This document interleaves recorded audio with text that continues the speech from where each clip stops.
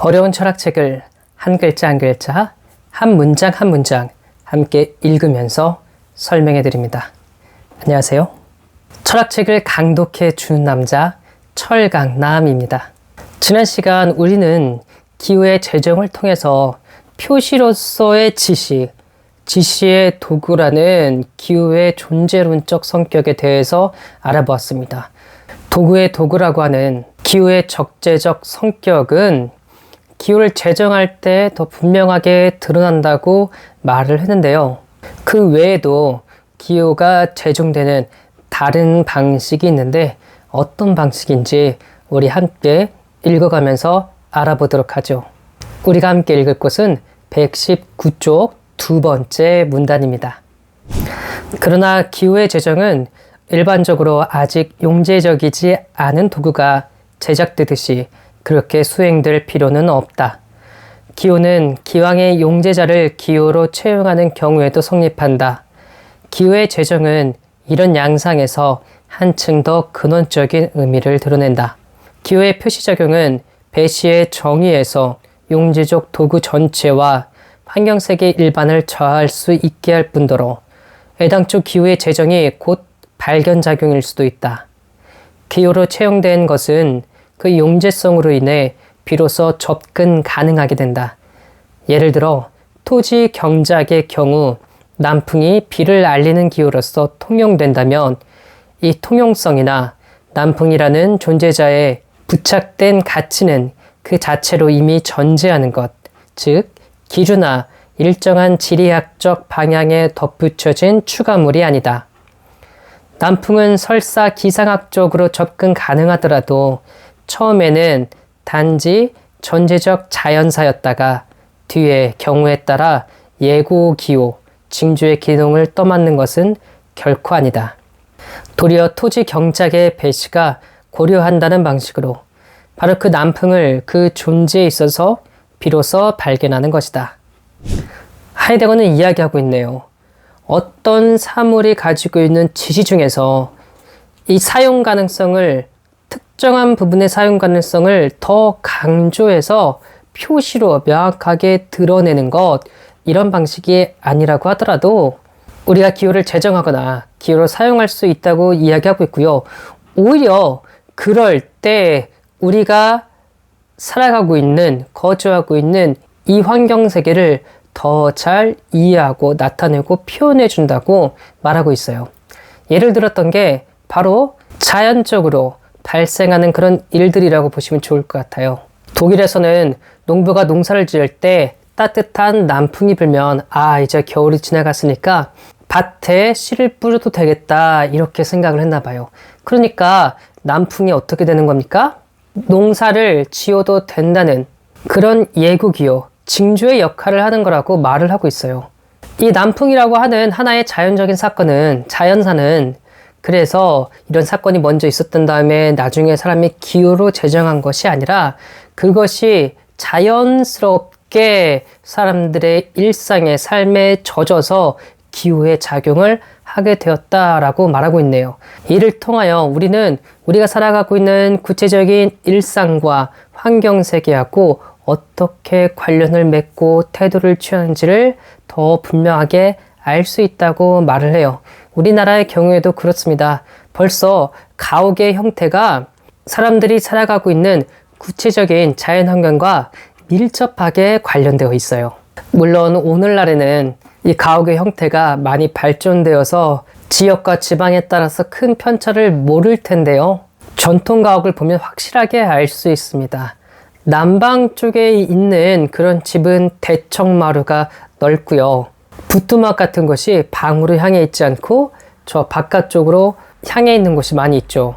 날씨가 온화하기 때문에 추운 겨울보다는 더운 여름을 이겨내기에 좋은 형태로 되어 있고요. 북방에 있는 집 같은 경우에는 마루 같은 것들이 별로 없고요.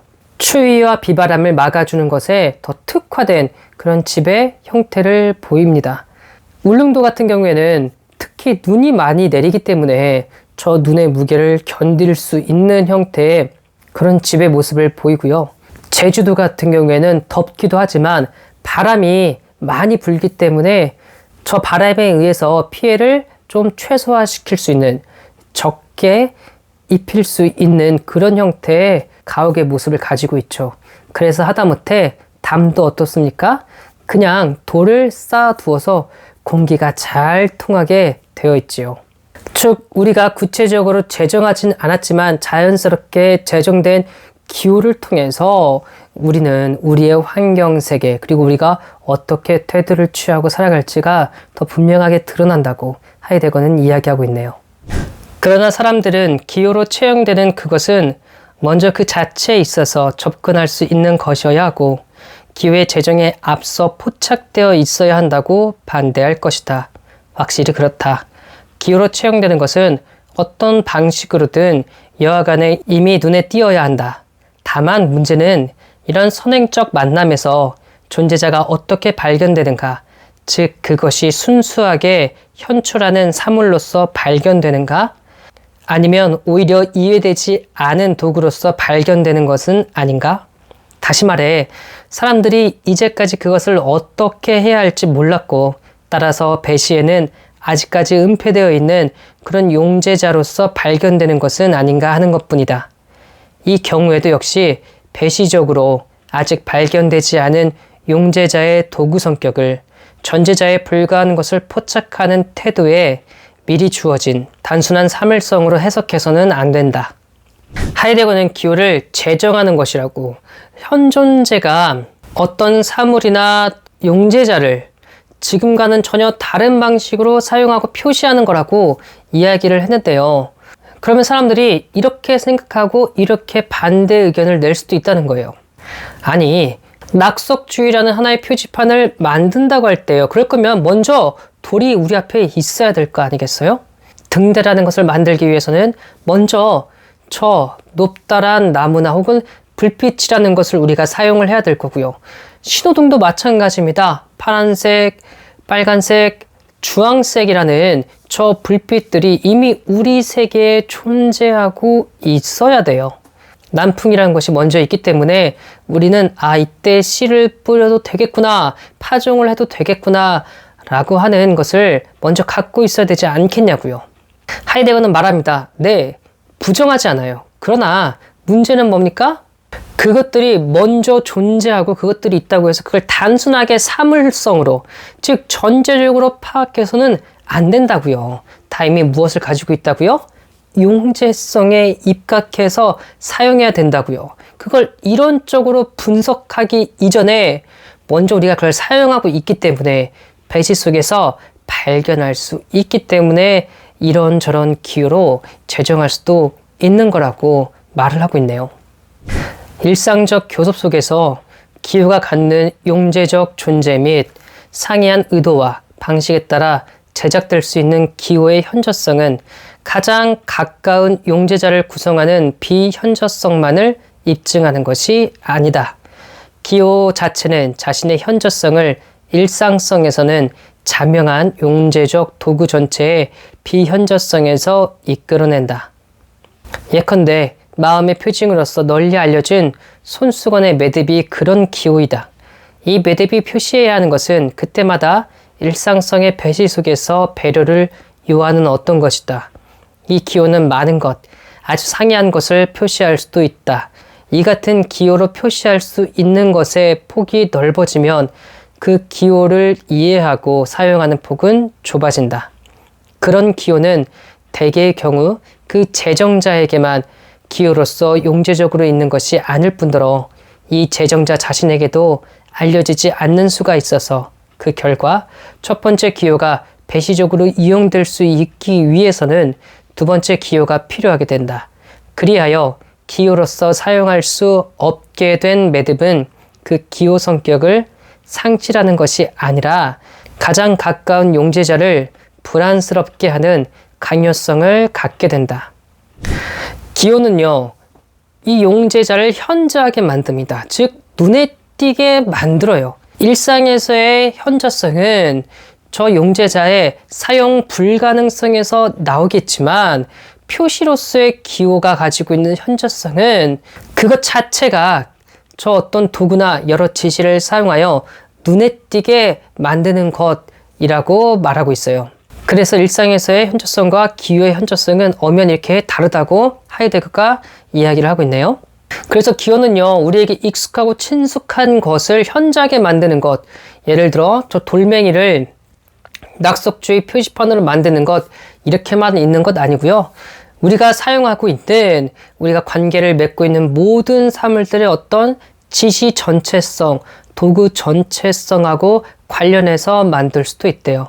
그리고 이 사물들이 지시하는 게 많으면 많을수록, 즉 함축하고 있는 것이 많으면 많을수록 그것을 특정한 기호로 제정했을 때는 더더욱 뭐 하는 겁니까? 그 의미가 넓게 사용될 수 없다고 이야기를 하고 있어요. 손수건을 예로 들었는데요. 두 부부가 있습니다. 남편이 전쟁을 가게 됐어요. 그래서 전쟁이 끝나고도 이 아내가 계속 기다리고 있다. 이것을 표현하기 위해서 어떻게 하는 겁니까? 집 앞 나무에 손수건을 걸어서 당신을 기다리고 있음을 표현해 줄 수도 있습니다. 지나간 사람들은 뭐예요? 손수건을 왜 맸을까? 아무도 생각하지 못할 수도 있어요. 손수건을 맨다는 것 하나가 그만큼 커다란 의미를 가지고 있습니다. 단 두 사람만의 약속이라고 한다면 다른 사람들은 그 기호를 보고도 왜 그런 것인지 파악할 수가 없겠죠. 남녀간에 두 사람이 데이트를 했어요. 그러다가 나중에 만나게 됐을 때 여전히 당신이 나에게 마음이 있다 이렇게 하면은 오른쪽 손목에다가 손수건을 매서 표시해 주세요. 약속을 했다고 쳐봅시다. 당신이 만약에 싫다고 한다면 왼쪽 손목에 손수건을 매서 표시해 주세요. 이 손수건의 표시는요, 두 사람 외에는 다른 사람들은 알지 못할 거예요. 이것처럼 하나의 매듭이 어떻게 쓰이냐에 따라서 전혀 다른 의미를 가질 수 있다고 한다면 반대로 그 이해를 이해하는 사용자의 폭은 매우 좁아진다고 생각하면 좋을 것 같습니다. 이걸 일상에서도 많이 사용하고 있어요. 대표적인 것으로 야구에서 하는 사인들 있잖아요. 이거는 아마 그 경기에 임하는 선수들끼리 그쪽에서만 그때그때 사용하는 사인이 될 것 같습니다. 혹은 군대에서 적군과 아군을 가리기 위하여 사용하는 암호 같은 것도 마찬가지겠죠. 마구잡이로 사용할 수 있는 건 오히려 그만큼 정해진 사람들에게만, 소수에게만 이해될 수 있는 거라고 하이데거는 말을 하고 있어요. 그러므로 이때는 기호를 만든 사람들, 두 사람의 연인관계나 한 야구의 선수의 한 팀, 구단, 이 사이에서만 일어나는 것, 즉 제정자에게만 기호로서 용죄적으로 있는 거고요. 그 뜻을 모르는 다른 사람들에게는 아무 의미 없는 표시나 몸짓에 불과하겠죠. 또한 반대로 이 두 사람 사이의 기호를 잊어버린다면, 혹은 그 팀에 소속된 선수 한 명이 기호를 잊어버린다면 어떻게 될까요? 나머지 기호들도 다 불안하게 만들겠죠. 다른 기호나 사인, 신호를 주더라도 알아듣지를 못할 테니까요. 이렇게 기호의 제정은 철저하게 현존제의 이 존재론적 상황과 밀접하게 관련되어 있음을 하이데거가 이런저런 방식으로 설명하고 있네요. 어떻습니까, 여러분? 기호가 우리 현존제에 아주 존재론적인 이해를 주는 방식이라는 것 동의가 되시나요? 이 기호가 가지고 있는 도구적 성격, 어쩐 구조들은 계속 읽으면서 알아가 보도록 하죠. 오늘도 이렇게 어려운 책 저하고 함께 읽느라고 너무나 수고하고 애쓰셨습니다. 감사합니다.